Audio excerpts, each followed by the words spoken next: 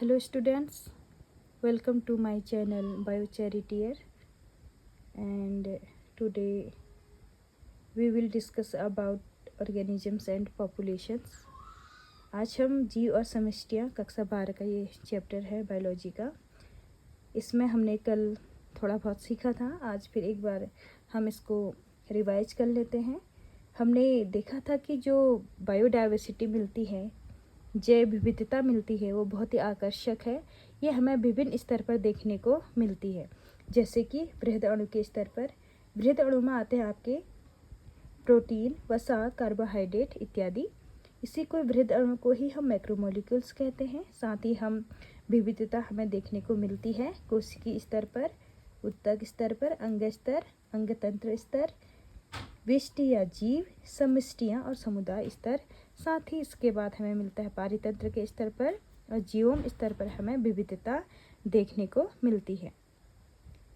और साथ ही हमने कल ये भी सीखा था कि कैसे जो क्वेश्चन लगता है तो इसका मीनिंग है कि हमें किसी भी चीज़ की क्रियाविधि को के बारे में जानना है। वहीं अगर हमें क्वेश्चन देखने को मिलता है क्यों, तो ये हमें किसी चीज़ की सिग्निफिकेंस और महत्व को बतलाता है। आगे हम देखेंगे पारिस्थितिकी। पारिस्थितिकी की एक डेफिनेशन हमने नेक्स्ट पेज में लिखी है। तो सबसे पहले हम समझते हैं पारिस्थितिकी का सबसे निचला स्तर क्या है। पारिस्थितिकी का सबसे निचला स्तर है जीव, ऑर्गेनिज्म कह सकते हैं। ये जो इकाई है पारिस्थितिकी की, इकोलॉजिकी की जो इकाई है वो है हमारा जीव।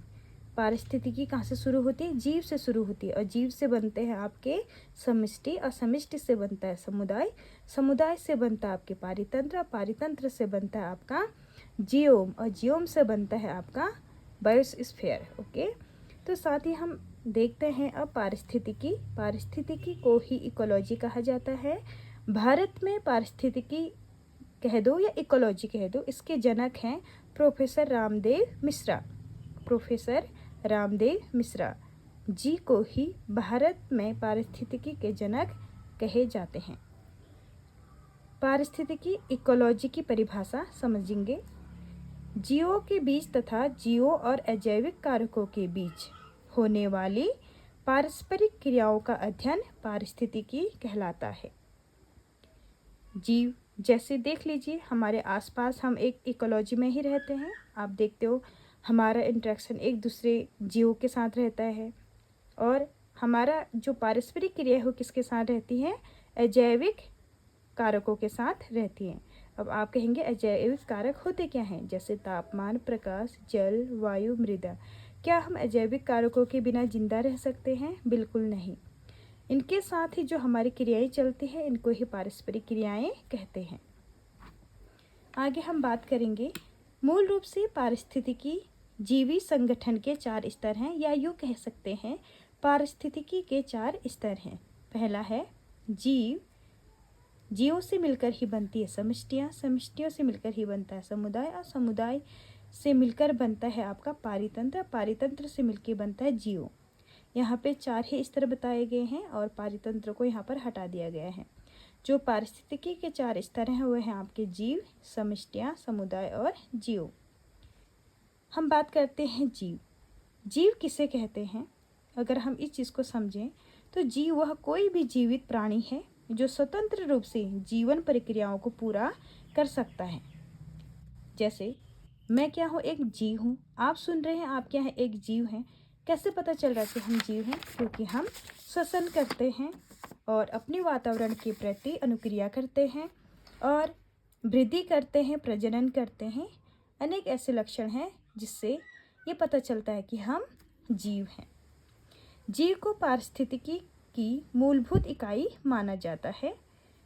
वहीं हम बात करते हैं विष्टि कह दो या जीव कह दो, एक ही बात है। विष्टि वह जीव है जो परिवर्तित पर्यावरण का सामना करे। ठीक है, आगे हम बात करेंगे विष्टियों से ही मिलकर बनती है समष्टियाँ। समष्टियाँ कहते किससे हैं? पॉपुलेशन इसे इंग्लिश में कहते हैं। तो हम देखते हैं मनुष्य की इतनी ज़्यादा पॉपुलेशन हो गई, आए दिन हम इस पे चर्चा करते रहते हैं। तो आज हम समझते हैं आखिर पॉपुलेशन होती क्या है। अगर हम इसके एक सही ढंग की परिभाषा देखें तो समझ सकते हैं इस प्रकार से। जब एक ही जाति के जीव किसी सुपरिभाषित भौगोलिक क्षेत्र में समूह में रहते हैं, कैसे रहते हैं, समूह में रहते हैं, समान संसाधनों का साझा उपयोग करते हैं या उनके लिए क्या करते हैं बच्चों, स्पर्धा करते हैं और संकरण करते हैं, तो उन्हें क्या कहते हैं, समष्टि कहते हैं। यहाँ पे कंडीशन ये है कि जो समूह में रहते हैं वो सिर्फ एक ही जाति के होने चाहिए। जैसे मनुष्य, तो हम मनुष्य की बात करते हैं, जहाँ पे मनुष्य रह रहा है वो क्या है, मनुष्य की समष्टि है, ठीक है। जैसे कुत्ता, बहुत सारे कुत्ते हैं तो कुत्ते की समष्टि है। बिल्ली, बहुत सारी बिल्लियां देखने को मिलेंगी तो किसकी समष्टि होगी, बिल्ली की। तो इस प्रकार से हमने यहाँ पे 3 प्रकार की जातियों की चर्चा करी, एक मनुष्य की, एक कुत्ते की और एक बिल्ली की। 3 ही अलग अलग प्रकार की समष्टियाँ हैं। तो आप, उम्मीद करती हूँ कि आप समष्टि को अच्छे से समझ चुके हैं। आगे हम बात करेंगे समष्टि के कुछ गुण। पॉपुलेशन एट्रीब्यूट्स मीन्स क्या फीचर्स होते हैं समष्टि के, इस पर हम चर्चा करेंगे। समष्टि में आपको जन्म दर देखने को मिलता है, मृत्यु दर देखने को मिलता है, लिंग अनुपात देखने को मिलता है, आयु पिरामिड देखने को मिलते हैं, समष्टि घनत्व देखने को मिलते हैं।